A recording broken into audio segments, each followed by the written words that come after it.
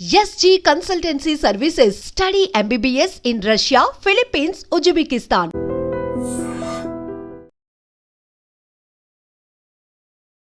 నమస్తే, welcome back to IT media. మన ఆయుర్వేదం ప్రోగ్రామ్కి అందరికీ స్వాగతం. సో ఈరోజు మా టీచర్ వచ్చేసారనమాట, కొత్త ఇంగ్రీడియంట్ తీసుకొచ్చారు ఈరోజు.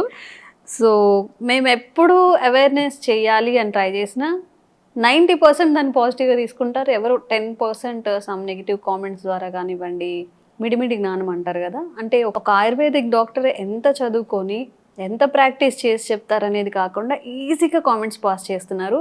సో అలాంటి వాళ్ళని మేము కూడా పట్టించుకోదలుచుకోలేదు. సో ఈ రోజు మనతో ఉన్నారు బృహత్ ఆయుర్వేద హాస్పిటల్ నుంచి జనరల్ ఫిజిషియన్ లక్ష్మి గారు ఉన్నారు. సో ఈ కొత్త ఇంగ్రీడియంట్స్ PCOS, ఓవర్ వెయిట్ లేదా హెరిడిటీ సమస్యలు ఫేస్ చేస్తున్నప్పుడు వీటి ద్వారా ఎలా మనం తగ్గించుకునే ప్రయత్నం చేయొచ్చు అడుగుదాం. నాకు ఇవి తెలియదండి, ముందుగానే చెప్తున్నాను. మీరు ఏమైనా కామెంట్స్ చేసుకోండి, ఇవేంటో నాకు తెలీదు. మేడం ద్వారా తెలుసుకుందాం. హాయ్ మ్యామ్, నమస్తే. ఎలా ఉన్నారు? సో పులిచింత ఆకు గురించి మనం హార్ట్ షేప్లో ఉంటుంది ఎంతమంది కనెక్ట్ అయిందంటే చాలామంది పాజిటివ్ కామెంట్స్ పెడుతున్నారు. అవునండి, మనం పాత రోజులకి వెళ్తే బాగుంటుంది, సైడ్ ఎఫెక్ట్స్ తెచ్చుకోకుండా ఇలాంటివి యూస్ చేస్తే బాగుంటుంది అని చెప్పి. సో వాళ్ళందరి కోసం మనం వీడియోస్ చేస్తున్నాం ఈరోజు.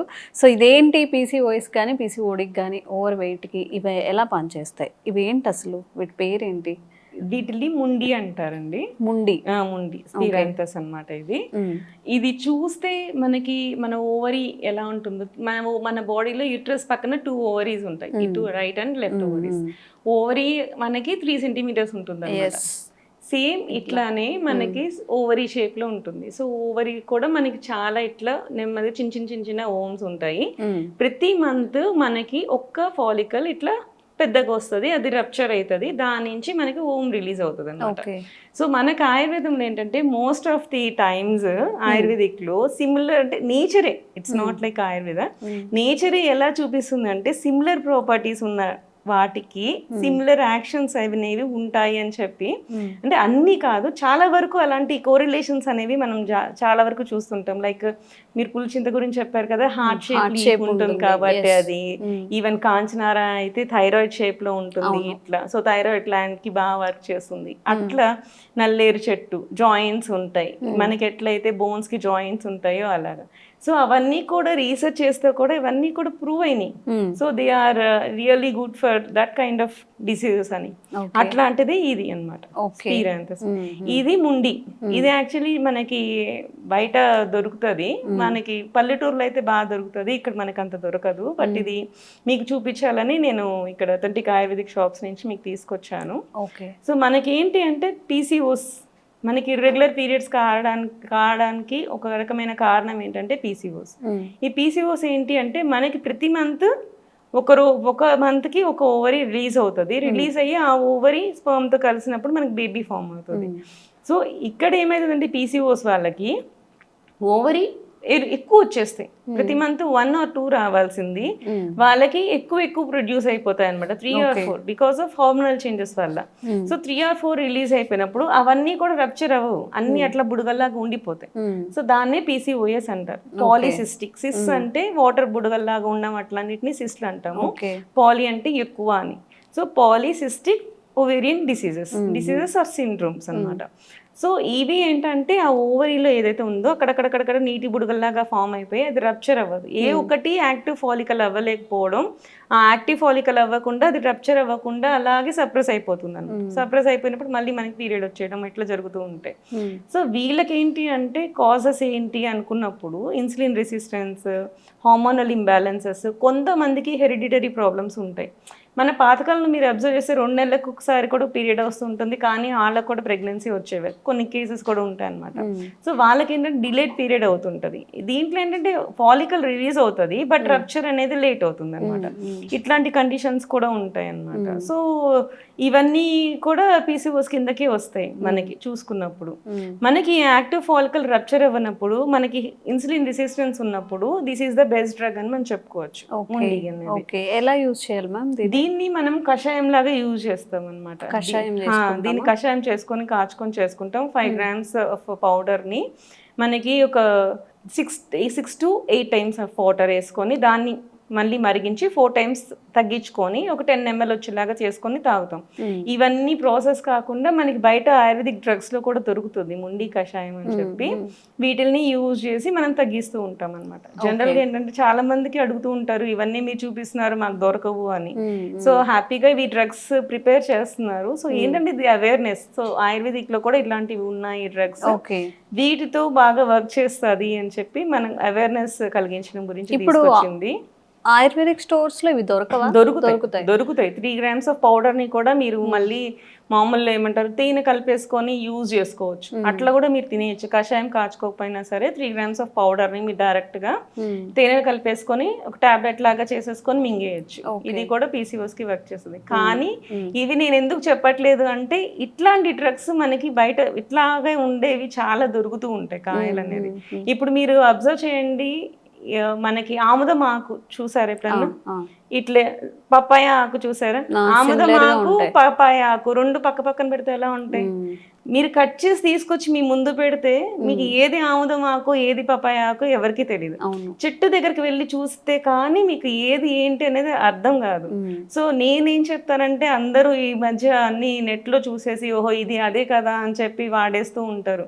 చాలా కొంతమందికి పూర్తి జ్ఞానం ఉంటుంది అనమాట. దగ్గరుండి ఆ స్మెల్ చూసి అవన్నీ చూసి ఓహో ఇది ఇది ఇది ఇది అలా అని తెలుసుకోగలుగుతారు. సో నాకు తెలిసినంత వరకు అందరికీ ఏంటంటే FSSAI అప్రూవ్ చేస్తాయి అన్నమాట. ఈ రా హర్బ్స్ ని మనం బయట అమ్మాలి అంటే ఈ ఫుడ్ వాళ్ళు FSSAI అప్రూవ్ చేసిన ఈ కొన్ని షాప్స్ ఉంటాయి, వాళ్ళ దగ్గరికి వెళ్ళినా తెచ్చుకోండి, లేకపోతే శుభ్రంగా మనకి మెడికల్ షాప్కి వెళ్ళి చూసుకోండి. అసలు అవి రెండు కూడా కాదు, ఒకసారి డాక్టర్ దగ్గరికి వెళ్ళి కన్సల్ట్ చేసి సో మీకు ఏమైనా ప్రాబ్లమ్స్ ఉంటే హ్యాపీగా వాళ్ళ దగ్గరికి వెళ్తే దాంతో పాటు మీకు ఇంకా కాంబినేషన్స్ ఆఫ్ డిసీజ్ PCOS అనేది ఒక్కటే ఉండదు అనమాట. దీనికి ఇన్సులిన్ రెసిస్టెన్స్ కూడా కారణం ఉంటుంది. ఇన్సులిన్ రెసిస్టెన్స్ వల్ల PCOS వస్తుంది, PCOS కూడా వస్తుంది, PCOS వల్ల ఇన్సులిన్ రెసిస్టెన్స్ వస్తుంది, రెండు వైస్ వర్సా. ఒబేసిటీ వల్ల కూడా PCOS వస్తాయి. సో ఇవన్నీ కూడా ఈ ట్రయాంగిల్ షేప్ అన్నమాట. ట్రయాంగిల్ ఈ ఓవరీస్ కూడా ఒకసారి PCOS ఉన్న వాళ్ళకి హిర్సుటిజం కూడా ఉంటుంది. అంటే ఇక్కడ మూతి దగ్గర హెయిర్ ఫామ్ అవడం, గెడ్డం దగ్గర హెయిర్ చీన్స్ దగ్గర హెయిర్ ఫామ్ అవడం, ఇవన్నీ ఏంటి అంటే ఈ ఓవరీస్ ఆండ్రోజెన్స్ ని రిలీజ్ చేస్తాయి అన్నమాట. ఒక్కోసారి జనరల్ గా ఏంటంటే తక్కువ అమౌంట్ లో రిలీజ్ చేస్తాయి. మనకు కూడా ఆండ్రోజెన్స్ ఉంటాయి. సో జనరల్గా ఆండ్రోజన్స్ అనేవి మేల్స్కి ఉంటాయి. సో ఫిమేల్స్కి ఓవరీ రిలీజ్ చేస్తే చాలా తక్కువగా రిలీజ్ చేస్తుంది. అడ్రినల్ కార్టెక్స్ కూడా రిలీజ్ చేస్తుంది, బట్ చాలా మినిమం అమౌంట్లో రిలీజ్ చేస్తుంది. ఈ టెస్టోస్టిరాన్స్ ఏంటంటే మన బాడీ బోన్ స్ట్రెంగ్త్కి కూడా పనిచేస్తాయి అనమాట. బోన్ స్ట్రెంగ్త్, మజిల్ స్ట్రెంగ్త్, ఇవన్నీ ఏంటంటే ఇంజెక్షన్స్ తీసుకోకపోయినా కానీ కొంతమందికి ఎక్కువ రిలీజ్ చేస్తుంది as a body. It's different condition, అది ప్రాబ్లమాటిక్ కండిషన్ అనమాట అది. సో ఇట్లా ఆండ్రోజన్స్ రిలీజ్ చేసినప్పుడు వీ గెట్ హిర్సుటిజం అనమాట. ఇలాంటివి అంటే ఓవర్ యాక్టివ్ ఓవరీ వల్ల ఇలాంటి ప్రాబ్లమ్స్ వచ్చే అవకాశాలు ఉంటాయి అన్నమాట. ఇలాంటి హార్మోనల్ ఇంబ్యాలెన్సెస్ ని కూడా ఈ ముండి తగ్గిస్తుంది అని చెప్పి రీసెర్చ్ పేపర్స్ అని చెప్తున్నాయి అన్నమాట.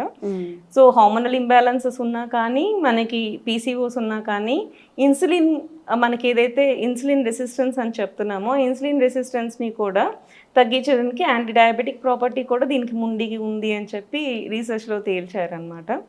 So this is the best drug for PCOS అని చెప్పచ్చు. సో జనరల్గా ఏంటంటే PCOSతో పాటు ఇంకా మిగతా కాంబినేషన్స్ కూడా ఉన్నప్పుడు, అంటే హార్మోనల్ ఇంబ్యాలెన్సెస్ ఉంచినప్పుడు కుమార్యాసవం అని చెప్పి, ఇంకా నెక్స్ట్ మళ్ళీ కంటిన్యూషన్ పత్రాంగాసవం అని చెప్పి ఇంకా చాలా డ్రగ్స్ ఉంటాయి. సో కాంబినేషన్స్ పెట్టి వాళ్ళకి మనం మంచిగా చేయడానికి మనం ట్రై చేయొచ్చు. సో ఎప్పుడైనా సరే ఒక దాని గురించి చెప్తే అవేర్నెస్ వరకే అనుకోండి, ఒకసారి డాక్టర్ని కలిసి వాళ్ళు చెప్పినట్లు మీరు డోస్ తీసుకొని వాడితే చాలా మంచిది. ఒకవేళ అవైలబిలిటీ ఉంది, ఇవి దొరికాయి, ఒకవేళ కషాయం చేసుకొని తాగాలని అనుకుంటున్నారు, 3 grams తో క్వాంటిటీ తీసుకోవాలని చెప్పి, ఎట్లా దీన్ని ఎలా యూజ్ చేయాలి? పౌడర్ గా యూజ్ చేయొచ్చు, కషాయంగా యూజ్ చేయొచ్చు, రెండు రకాలుగా యూజ్ చేసుకోవచ్చు. లేకపోతే అన్నం తిన్నాక యూజ్ చేసుకోవచ్చు, ఆఫ్టర్ ఫుడ్ తీసుకోవచ్చు. ఎందుకంటే దీనికి ఇన్సులిన్ రెడ్యూసింగ్ ప్రాపర్టీ కూడా అంటే మీన్స్ ఇన్సులిన్ సెక్రెటింగ్ ప్రాపర్టీ అనమాట. అంటే ప్యాంక్రియాస్ ని స్టిమ్యులేటింగ్ ప్రాపర్టీ ఉంటుంది. సో ఇండైరెక్ట్ గా అది ఇన్సులిన్ మీద ఎఫెక్ట్ పడుతుంది. సో షుగర్ లెవెల్స్ కొంచెం ఉంటాయి కాబట్టి మనం తిన్నాకనే యూజ్ చేస్తాం. ఈ ముండి కషాయం కానీ ముండి పౌడర్ కానీ ఆహారం తీసుకున్న తర్వాతనే, పౌడర్ ఫామ్ లో అయితే 3 grams సరిపోతుంది, హనీతో యూజ్ చేయొచ్చు, లేకపోతే వాటర్ కలుపుకొని పిల్లాగానే వేసుకోవచ్చు, ప్రాబ్లం లేదు. హనీ ఇప్పుడు మంచి ఇవి దొరకట్లేదు అనుకుంటే వాటర్ అయినా ఇట్స్ ఓకే. ఓకే.